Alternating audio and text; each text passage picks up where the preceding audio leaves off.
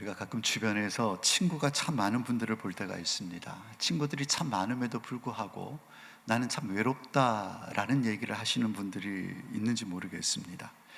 연예인들 보면 인기가 참 많은 연예인들이 있습니다. 그들은 정말 수십 수백의 이 팬들을 보유하고 있음에도 불구하고 인터뷰나 아니면 어떤 극단적인 방법을 선택을 하고 나중에 뭐 유서나 이런 데 보면 참 외로웠다, 힘들었다라는 이런 고백을 하는 그런 고백을 우리가 볼 때가 있다라는 것이죠. 팬들이 아무리 많아도 그 팬들이 채워줄 수 없는 그 사람만의 고민, 그 사람만의 외로움, 그 사람만의 고독이 분명히 있는 것입니다. 우리가 가정을 이루고 부부로 살고 있습니다. 그리고 사랑하는 자녀들도 있습니다.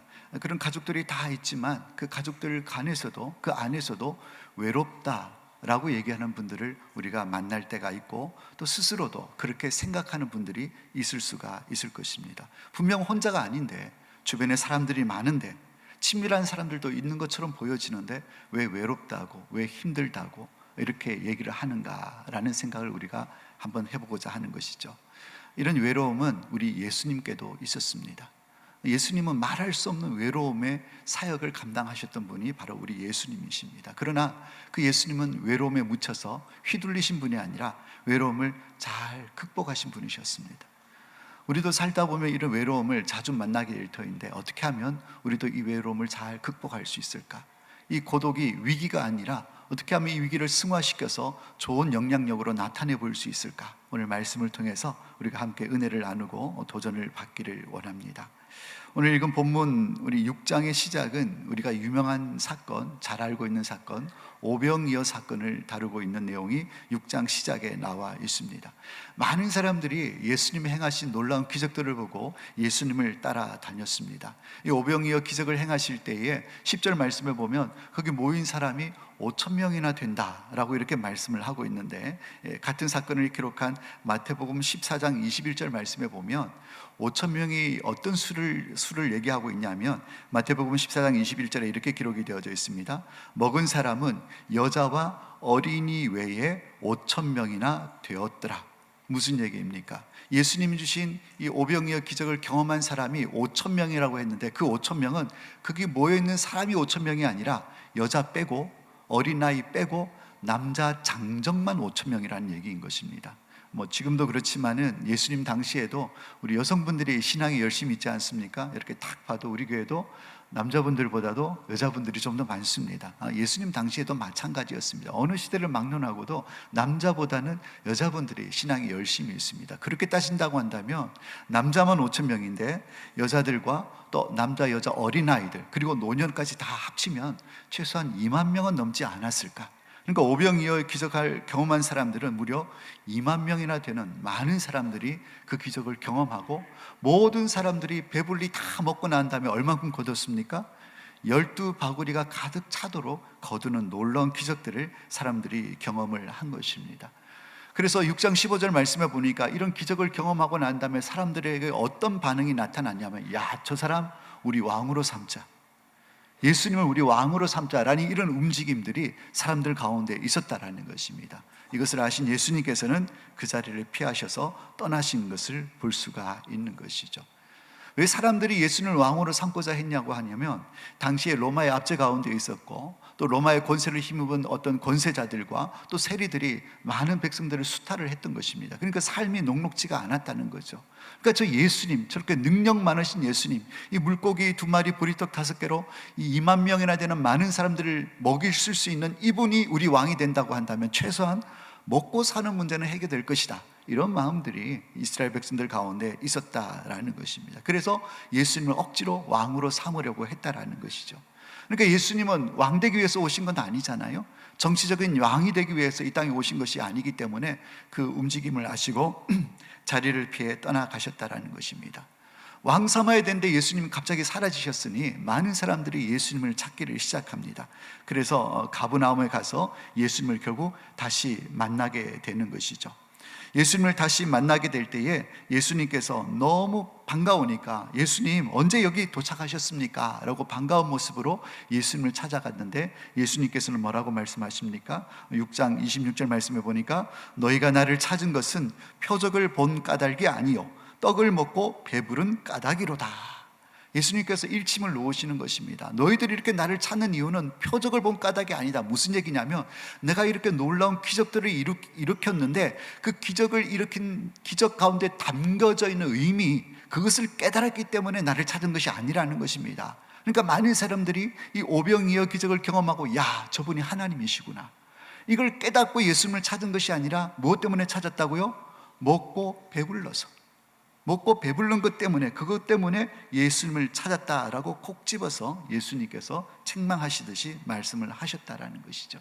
그러면서 계속 말씀을 이어나가십니다. 오늘 본문 앞부분에 나온 내용들인데요, 더 이상 이 떡과 같이 썩을 양식을 위해서 일하지 말고 영생하도록 있는 양식을 위해서 일하라. 예수님 말씀하십니다. 영생하도록 있는 이 양식을 위해서 일하는 것이 무엇입니까? 하늘로부터 온 인자인 나를 믿는 것이다. 내가 바로 생명의 떡이다 라면서 예수님께서 무리에게 말씀하시는 것을 볼 수가 있습니다. 그랬을 때 무리들이 다시 질문합니다. 예수님, 그러면 우리가 당신을 믿을 수 있도록 과거에 이 광야의 구약시대 때 광야에서 모세가 만나를 내린 것처럼 당신도 한번 이적을 나타내 보여주십시오. 그러면 우리가 당신을 믿겠습니다. 이렇게 얘기를 합니다. 예수님 말씀하십니다. 그때 모세가 광야에서 내린 만나는 모세가 내린 것이 아니고 하늘 아버지께서 내려주신 것이라고. 그리고 하늘에서 내려와서 생명을 주는 떡이 있는데 그것이 바로 나다라는 것을 예수님께서는 말씀하셨다라는 것이죠. 그랬을 때 영생하도록 주는 생명의 떡이 있다고 그러니 이 사람들이 우리로 하여금 그것을 먹게 하셔서 날마다 그것을 먹을 수 있도록 해주세요 라고 얘기하셨을 때 예수님께서는 뭐라고 말씀하십니까? 내가 바로 그 생명의 떡이라고. 내 살은 참된 떡이고 양식이고 내 피는 참된 음료라고, 나를 먹으면 영생한다라고, 내 살과 피를 먹으면 영생한다고, 이런 말씀을 예수님께서 갑자기 사람들에게 하시는 것입니다. 여러분, 오늘날 우리가 들어도 참 이해할 수 없는 내용입니다. 내 살은 참된 양식이고 내 피는 참된 음료라고 얘기를 하면서 내가 생명의 떡이라고, 나를 먹고 마셔야지 영생한다라는 이 말을 여러분 우리가 어떻게 받을 수가 있겠습니까? 물론 우리는 이것을 성찬을 얘기하는 그것을 우리가 알고는 있지만은 당시의 사람들은 이것을 이해할 수가 없었습니다. 그저 오병이어 엄청난 기적을 경험하고 난 다음에 야, 저분 옆에만 있으면 먹고 마시는 문제가 해결될 것이다 라고 생각한 마음으로 예수님께 막 몰려들었는데 갑자기 예수님께서 내가 참된 양식이다, 내 살이 참된 양식이고 내 피가 참된 음료다, 내 살과 피를 먹어야지 영생할 수 있다, 도무지 이해할 수 없는 이런 말씀들을 하니까 사람들이 갑자기 의아해하는 것입니다. 이해할 수도 없고 받아들일 수 없는 말들을 예수님께서 하시니까 반응이 나타납니다. 어떤 반응을 나타냅니까? 오늘 6장 60절 말씀에 보니까 제자 중 여럿이 듣고 말하되 이 말씀은 어렵도다, 누가 들을 수 있느냐 한데. 그렇습니다. 달라는 떡은 주시지 아니하시고 내 살이 떡이다, 내 피가 음료다, 내 살과 피를 먹어야 나 산다 라는 이런 말씀들을 하니 도무지 이해할 수가 없는 것입니다. 그래서 나타나는 현상이 무엇입니까? 오늘 읽은 말씀인데요, 66절 말씀에 보니까 그때부터 그의 제자 중에서 많은 사람이 떠나가고 다시 그와 함께 다니지 아니하더라. 예수님을 따르는 많은 사람들이 있었습니다. 그때 많은 제자들이 이 예수님이 하시는 말씀을 듣고 도무지 이해할 수 없는 내 양식을 먹어야 산다, 내 살과 피를 먹어야지 영생한다라는 이 말씀을 이해할 수 없어서 예수님을 따르던 많은 제자들이 예수님을 떠나갔다. 그리고 다시는 예수님과 함께하지 않는다라고 말씀하고 있습니다. 여러분, 여기서 예수님의 제자라고 얘기했을 때에 예수님의 제자는 총 세 부류로 나눌 수 있습니다. 첫 번째 부류는 뭐냐면 예수님께서 직접 지명하여서 불렀던 12제자가 제자이고, 또 다른 제자가 있습니다. 그것은 예수님이 지명하여 부른 사람은 아니지만 내가 저 사람을 따라다녀야 되겠다, 저분을 스승으로 모시고 따라가야 되겠다 라면서 일방적으로 따라다닌 제자들도 있었습니다. 그리고 예수님께서 부활하고 승천하시고 난 다음에 예수님을 믿는 제자들이 생겨났죠. 그 제자들도 있었습니다. 이렇게 세 부류의 제자가 있었는데 오늘 예수님의 말할 수 없는, 이해할 수 없는 이 말씀을 듣고 예수님을 떠나갔던 사람들은 누구냐면은 예수님이 부른 제자가 아니라 스스로 야, 내가 예수님의 제자가 되어야 되겠다 라면서 예수님을 따랐던 그 사람들이 예수님을 떠나갔다라고 성경은 말씀하고 있는 것입니다. 사랑하는 여러분, 몰려다닌다고 해서, 따라다닌다고 해서 제자가 되는 것은 아닙니다. 오병이어 기적을 일으켰을 때 그 현장에 몇 명이나 있었다고요? 대략 2만 명 이상이나 되는 많은 사람들이 있었습니다. 그런데 성경은 그 사람들에 대해서 어떻게 정의를 하고 있냐면 그들을 제자라고 정의를 하고 있지 않습니다. 요한복음 6장 2절 말씀에 보면 그들을 어떻게 표현하고 있냐면 큰 무리가 따르니라고 표현을 하고 있습니다.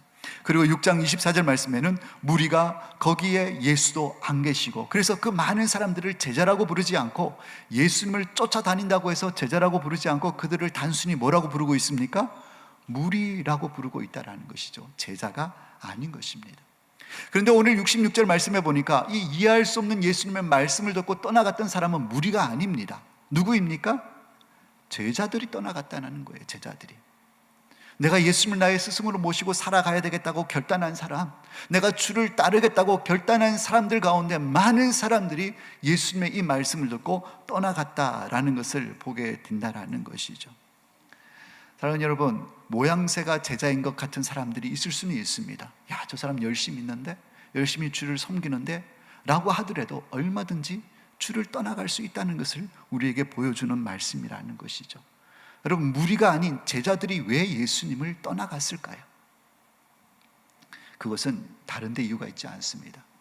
내 가치관과 또 내 생각과 맞지 않으면 떠나게 되는 것입니다. 아무리 제자라고 할지라도 내가 가지고 있는 이 가치관, 내 개똥 철학, 내 생각, 내 판단과 맞지 않으면 떠나가게 되는 것입니다. 교회 안에 많은 사람들이, 성도들이 모여들지만 다 주를 믿는다고 하지만 내 마음 한켠에 세워지고 있는 내만의 가치관, 나만의 가치관, 나만의 어떤 주장과 판단이 있는데 그것과 맞지 않으면 얼마든지 떠날 수 있는 사람들이 있을 수 있다라는 것입니다. 내가 추구하는 바와 말씀이 맞지 아니하면 계속 부딪히게 되고 불편하게 되면 결국은 떠날 수밖에 없는 것입니다. 그러면서 흔히 하는 대답이 있습니다. 나와는 맞지 않습니다. 제 신앙과는 맞지 않습니다. 여러분, 이 대답을 자세히 한번 살펴보십시오. 기준이 무엇입니까? 자기 자신인 것입니다. 말씀이 기준이 아니라 내 생각하고 안 맞으니까, 내 가치관하고 안 맞으니까 떠나겠다는 것입니다. 여러분, 우리가 어디에 기준을 두고 살아가야 될지는 분명합니다. 우리는 영원히 변하지 않는 하나님 말씀의 기준을 두고 살아가야 되는 존재인 줄로 믿습니다. 그것이 바로 주님의 제자들이다라는 것이죠. 여러분, 말씀에다가 나를 맞춰야지 나에다가 말씀을 맞추는 것은 바른 제자의 삶이 아니다라는 것입니다. 이사야 40장 8절 말씀에 풀은 마르고 꽃은 시드나 우리 하나님의 말씀은 영원히 서리라 하라. 하나님 말씀은 영원히 선다고 했습니다. 영원히 변치 아니하시는 흔들림이 없는 진리 되신 말씀에다가 우리를 맞춰야지 내 기분, 내 판단, 내 경험, 내 가치관에다가 맞추는 것은 바른 태도가 아니라는 것을 분명하게 우리에게 보여주고 있다는 것이죠. 여러분, 한국 사람들이 가지고 있는 특징이 있습니다. 혹시 여러분들이 갖고 계시는 특징이 아닌지를 한번 살펴보시기를 바랍니다. 아무리 맞는 말을 해도 받아들이지 않는 사람이 있습니다. 아무리 진리를 얘기를 해도 납득이 가지 않는 사람이 있습니다. 아니, 진리를 얘기하는데, 참된 이치를 얘기하고 바른 말을 하는데 왜 당신은 수용하지 않습니까? 왜 받아들이지 않습니까? 라고 물어보면 대답은 이렇습니다. 네, 맞습니다. 그 진리인 거 압니다. 그거 참된 말인 거 압니다. 그런데 내가 기분이 안 좋습니다. 내가 기분이 안 좋으면 그 말이 아무리 진리라도, 참된 이치라도 받아들이지 않는 것이 한국 사람의 특징이라고 합니다. 혹시 여러분 그렇지 않습니까? 여러분, 성경 말씀이 진리인데 아무리 진리의 말씀을 우리에게 들려줘도 뭐가 상하면, 내 기분이 상하면 말씀 안 받는 거예요. 튕겨냅니다. 외면합니다. 그래서 결국은 돌아서게 된다라는 것이죠. 여러분, 제자는 기분이 나빠도, 내 가치관과 맞지 않아도, 그리고 다 이해할 수가 없어도 하나님의 말씀이면 이해하고 순종하고 그 말씀에다가 나를 맞출 수 있는 사람이 제자가 되는 줄로 믿습니다. 우리 모든 반격교회 성도님들은 말씀에다가 나를 맞추지, 내 기분에다가 말씀을 맞추고 내 가치와 내 기준에다가 말씀을 맞추는 어리석은 자가 되지 않기를 예수님의 이름으로 축복합니다.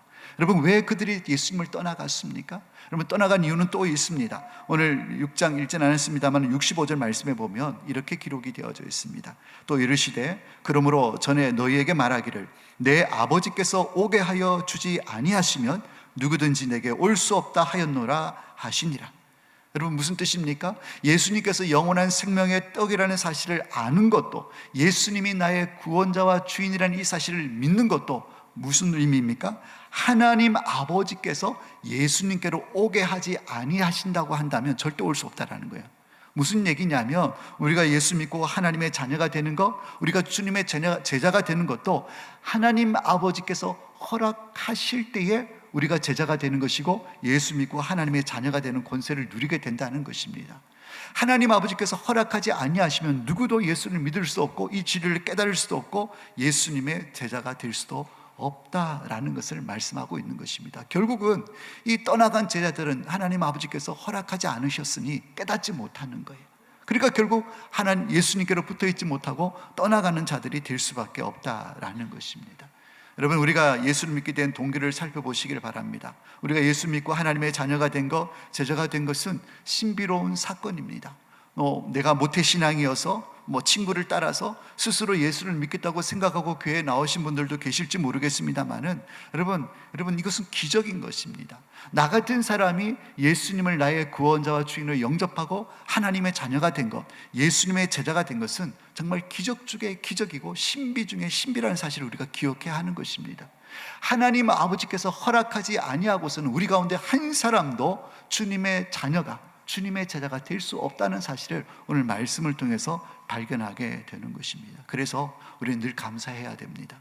하나님께서 허락하셨기 때문에 내가 예수를 나의 구원자와 주인으로 고백하게 되는 것이고, 나의 하나님으로, 그리고 주님의 제자로 우리가 살고 있다는 이 사실 자체에 대해서 우리가 늘 감사를 잊지 않는 삶을 살아가야 될 줄로 믿습니다. 또 오늘 본문을 통해서 두 번째로 생각해 볼 수 있는 것은 이 사역에는 외로움이 있다라는 것을 우리가 한번 생각해 볼 수가 있을 것입니다. 그러니까 예수님께서 이해할 수 없는 많은 말들을 쏟아내시니까 많은 제자들이 이건 이해가 안 된다, 누가 이걸 받을 수가 있겠냐 라면서 예수님을 떠나갔다라고 말씀을 했습니다. 이제 남아있는 사람은 예수님께서 지명하여 부른 12제자만 남아있는 상황인 것입니다. 이 단순하게 12제자가 남아있는데 예수님께서 이 12제자에게 질문을 던지십니다. 오늘 67절 말씀에 보니까 예수께서 12제자에게 이르시되 너희도 가려느냐, 너희도 가려느냐. 예수님께서 12명의 제자들에게 질문을 던졌다라는 것이죠. 여러분, 너희도 가려느냐라는 이 질문은 너희들도 갈 거야? 안 갈 거야? 이것을 물으시는 의미가 아닌 것입니다. 영어 성경의 번역본을, 영어 성경을 직역해서 번역을 해보면 어떤 의미를 갖고 있냐면 너희들도 가려는 것은 아니지? 그렇지? 라는 이런 의미가 담겨져 있다라는 거예요. 갈래 말래 이걸 묻는 것이 아니고 이미 예수님 마음편에는 너희들은 안 갈 거예요, 우리는 안 가겠습니다 라는 이런 대답을 기대하는 마음으로 예수님께서 질문하셨다라는 거예요. 너희도 가려느냐라는 이 질문은 뭐냐면 너희들 안 갈 거지? 그런 거지? 이러면서 예수님께서 확인하고 싶어 하시는 질문으로 제자들에게 하셨다라는 것을 알 수가 있다라는 것입니다. 여러분, 이 질문을 곰곰이 묵상해 보십시오. 너희 안 갈 거지? 그렇지? 라는 이 말씀 가운데, 이 질문 가운데 곰곰이 생각해 보면 예수님 참 외로우시겠다, 이런 마음을 우리가 느낄 수가 있는 거죠. 오죽하면 붙들고 싶고 함께 하고 싶은 그 마음이 있으셔서 안 갈 거지? 그렇지? 라는 질문을 제자들에게 하셨겠는가 하는 것입니다. 참 많이 외로우셨습니다. 우리 예수님의 사역은 그런 사역이었습니다. 왜냐하면 이 사역은 누군가가 대신 감당해 줄 수 없는 사역이잖아요. 죄인들을 구원하기 위한 이 십자가 사역은 혼자 가셔야 되는 길이에요. 혼자서 감당해야 하는 길인 것입니다. 그러니까 외로운 사역일 수밖에 없었다라는 것이죠. 오늘날 한 서기관이 예수님께 찾아와서 이렇게 고백합니다. 선생님이 어디로 가시든지 제가 선생님을 따르겠습니다. 귀한 고백이죠. 어디로 가든지 따라간다고 고백을 했다는 것이죠. 그랬을 때 예수님께서 마태복음 8장 20절 말씀에 어떻게 말씀하셨냐면 여우도 굴이 있고 공중의 새도 거처가 있으되 인자는 머리 둘 곳이 없다라고 얘기하셨습니다. 네가 나를 따른다고, 어디를 가든지 따른다고 했지만 내가 가는 길은 네가 생각하는 그런 길이 아니야. 나는 머리 둘 곳조차 없는 그런 길을 가는 내 길은 이런 길이야. 예수님께서는 얼마나 머리 기댈 만한 것도 없는 참으로 외로운 사역을 하셨는가라는 것을 우리가 깨닫게 되는 부분이라는 것이죠. 그리고 결국 마지막까지 홀로 십자가를 지는 그 길을 가신 분이 바로 외로운 사역을 하신 분이 우리 예수님이라는 사실을 발견할 수가 있는 것입니다. 너희들을 떠날 거야? 아니지? 라는 이 질문 앞에 그래도 참 위로가 되는 대답을 하는 사람이 있었습니다. 누구입니까? 베드로가 참 예수님 마음을 따뜻하게 하는 대답을 하는 것을 볼 수가 있습니다. 68절 말씀에 보니까 시몬 베드로가 대답하되 주여 영생의 말씀이 주께 있사오니 우리가 누구에게로 가오리까 그랬습니다. 영생의 말씀이, 생명의 말씀을 전하신 주님이 여기 계시는데 우리가 어딜 가겠습니까? 아니, 갈 수가 없습니다. 이 고백이 베드로의 대답이었다라는 것이죠. 그 고백을 들었을 때 예수님 마음이 어땠을까요? 너희도 갈 거니? 아니지? 안 가기를 바라는 마음으로 질문을 던졌는데 베드로가 예수님, 우리 절대 안 떠납니다. 생명의 말씀을 주시는 예수님이 여기 계신데 이 말씀을 떠나서 우리가 어디로 가겠습니까? 이 얘기를 했을 때 예수님 마음이 얼마나 기뻤겠어요. 그런데 오늘 예수님의 그 기쁜 마음을 우리가 생각해 볼 수도 있겠지만 여전히 예수님 마음 가운데는 외로움이 남아있음을 우리가 말씀 속에서 발견하게 됩니다. 다 떠나가고, 제자들이 다 떠나가고 몇 명이 남았습니까? 이제 예수님께서 콕 지명하여서 불렀던 12명의 제자가 남았지만은 오늘 예수님께서는 그 12명의 제자 가운데서도 자기를 팔자가 있었다는 사실을 예수님은 알고 계셨습니다. 그래서 70절 말씀에 이렇게 말씀하고 있습니다. 예수께서 대답하시되 내가 너희 12를 택하지 아니하였느냐? 그러나 너희 중 한 사람은 마귀니라 하시니라. 가룟 유다를 일컬어서 하시는 말씀인 것이죠. 예수님께서는 이 가룟 유다가 자기를 배신할 것을 알고 계셨다라는 것입니다. 그러면 11명 남지 않았습니까? 그래도 12명 중에 1명 빠지고 11명이면 괜찮죠. 그러면 외롭지 않지 않겠어요? 생각할지 모르겠지만 아니죠. 가룟 유다도 그랬지만 이 11명의 제자는 어땠습니까? 결국 이 11명의 제자도 끝내는 예수님이 잡히시던 날 밤 다 뿔뿔이 예수님을 버리고 심지어는 그 가운데는 저주하고 이런 사람들도, 욕하는 사람들도 있었습니다. 예수님은 그거 다 알고 계셨어요.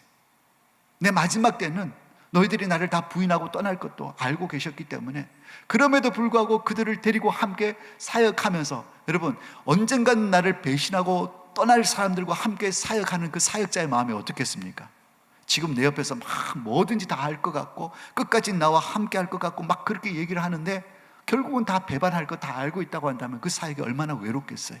옆에 사람은 있는데 결국 떠나갈 걸 안다고 한다면 그 외로움은 말할 수 없는 외로움이었을 것입니다. 우리 넘어가면 이제 7장이 나오는데요. 7장에 가면 예수님의 육신의 형제들에 대한 얘기가 나옵니다. 육신의 형제들이 나오는데 7장 1절에 보면 예수님께서 갈릴리에 와서 사역하시는 이유가 있습니다. 왜냐하면 다시 예루살렘에 올라가서 사역하면 그 유대인들이 예수님을 죽일 것 같으니까 예수님께서 그것을 피해서 지금 갈릴리로 돌아와서 지금 사역을 하고 있다라는 것이죠.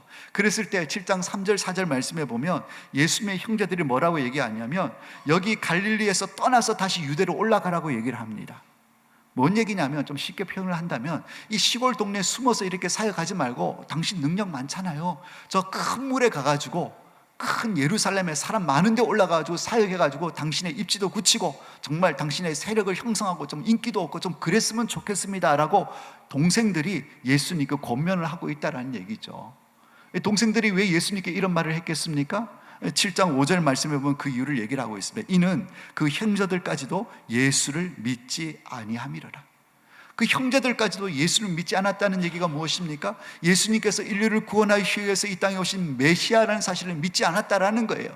그래서 형제들이 그래도 큰 물에 가서 놀아야 되지 않겠습니까? 라면서 예루살렘으로 유대로 올라가라고 얘기한 것은 뭐냐면 이제 예수님께서 그곳에 가서 이적을 일으키고 큰 일을 하면 인기가 많아질 것 아닙니까? 그러면 그 예수님의 덕이라도 볼 것 같은 그런 마음으로 이 동생들이 큰 무대로 가라고, 큰 물로 가라고, 유대로 올라가라고 그렇게 예수님께 권면하고 있다라는 것이죠. 여러분, 이 얘기를 지켜보는 이 예수님 마음이 어떻겠습니까? 남의 속도 모르고 내가 앞으로 감당해야 될 사역이 얼마나 큰 사역인데, 내가 죄인들을 위해서 십자가 못 박혀 죽어야 될 엄청난 사역을 앞두고 있는데 이것도 모르고 그냥 내 인기에 편성해서 밥숟가락이라고 오르려고 하고 세상적인 표현으로 한다면 그런 마음이 있지 않겠는가 하는 것입니다. 혈육조차도 그렇게 반응을 하고 있고 예수님이 직접 뽑은 제자들까지도 예수님에 대해서 제대로 알지 못하고 정말 호언장담하고 우리 죽는 데까지 가겠습니다 막 이렇게 고백을 했지만 결국 예수님을 다 부인하고 뿔뿔이 흩어지는 이런 제자들 앞에서 예수님은 얼마나 외로우셨겠는가라는 생각을 가져보게 됩니다. 마지막 날 잡히시는 날 밤에도 그렇습니다. 정말 죽기까지 하겠다고 했던 제자들은 저쪽 구석에서 뭐 하고 있습니까? 코를 드렁드렁 걸면서 다 깊은 잠에 빠져 있습니다. 오직 예수님만 깨어서 외로운 기도의 싸움을 하고 계신다는 것을 보면 참 예수님의 사역은 외로운 사역이었다, 처절한 고독한 사역이었다라는 것을 우리가 발견하게 되는 것입니다. 사랑하는 여러분, 비단 이 모습이 예수님 모습뿐이겠습니까? 우리가 하나님 앞에서 신앙생활하는 우리 성도들도 마찬가지인 줄로 압니다. 우리가 하나님께서 맡겨주신 사명, 사역들을 감당할 때에 처음에는 여러 사람이 우리 한번 해보자, 으쌰으쌰 한번 해보자 해가지고 막 시작할 때는 여러 명이 달라들어서 함께 시작을 합니다. 그런데 시간이 지나면서 한두 사람이 이런저런 핑계를 대면서 떠나갑니다. 이렇게 빠지고 저렇게 빠지고, 그래서 돌아보니까 아무도 없어요. 나밖에 없는 것입니다. 뭐 나는 바쁜 일이 없어서 지금 이 자리에 있냐고요. 근데 다 떠나가고 나만 홀로 남은 것 같습니다. 그러나 누군가가 해야 되기 때문에 나조차도 이 자리를 떠나게 되면, 이 자리가 정말 자리가 비게 되면 이 사역이 감당이 안 되니까, 멈춰지게 되니까 나라도 끝까지 사명 붙들고 이 외로운 싸움을 하면서 사역의 자리를 지켜나가는 그런 성도들이 교회 가운데 있을 수 있다는 것입니다. 혹시 그런 분이 이 가운데 계시는지 모르겠습니다. 그러면서 이런 생각이 들죠. 아무도 내 맘 모른다고, 이 열심히 아무도 나 알아주지 않는다고, 난 정말 외롭다고, 이런 생각을 가지는 분이 계실지도 모르겠습니다. 그러나 때로는 하나님께서 은혜를 베풀어 주셔서 중간중간 동역자도 붙여주시고, 또 환경도 문도 열어주셔서 또 사역의 기쁨도 허락해 주시지만, 그래도 주님께서 맡겨주신 사역과 사명, 특별히 나에게 주신 개인적인 사역과 사명을 감당할 때는 주변에 동역자가 있어도, 사람들이 있어도 그들이 이해할 수 없는 나만의 외로움과 고독이 얼마든지 있을 수 있다라는 것입니다. 앞서 살핀 것처럼 예수님을 얼마나 많은 사람들이 따랐습니까? 우리 가정에 가족들도 있고 남편과 아내가 있고 자식들이 다 있지만 그 가운데서 외로움을 느낄 수가 있다라는 것입니다. 주님의 몸된 교회 가운데 사역을 감당할 때에 교사들도 있고 동역자들도 있고 다 있지만은 그 가운데서도 말할 수 없는 나만이 하나님 앞에서 느끼는 외로움과 고독이 있을 수가 있다라는 것입니다. 여러분, 그 외로움과 고독, 그 빈자리를 여러분은 무엇으로 채우고 계십니까? 무엇으로 그것을 이겨내려고, 극복하려고 애쓰시고 힘쓰고 계십니까? 여러분, 그 고독은요, 세상 사람으로서는, 그리고 환경으로서는 절대 채울 수 없습니다. 그것은 오직 주님으로만은 채울 수 있다는 사실을 기억하시길 바랍니다. 이 영적인 그 갈급함, 결핍, 어떤 이런 공허함, 이런 것들은 사람을 통해서 채울 수가 없습니다. 어떤 물질을 통해서 채울 수가 없는 것입니다. 오직 하나님으로만 채울 수 있다는 사실을 기억하시기를 바랍니다. 여러분, 예수님 사역 참 외롭고 힘든 사역이라고 말씀을 하셨습니다.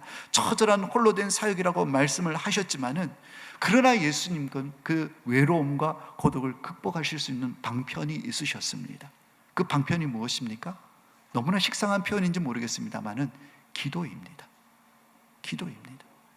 예수님은 그 외로운 십자가 사역을 앞두고 겟세마네 동산에서 그렇게 함께 하겠다고 큰 소리를 했던 제자들은 다 코를 골면서 자고 있었지만은 예수님은 처절하게 하나님을 붙들고 기도로 실험했던 것을 우리가 발견하게 되는 것입니다.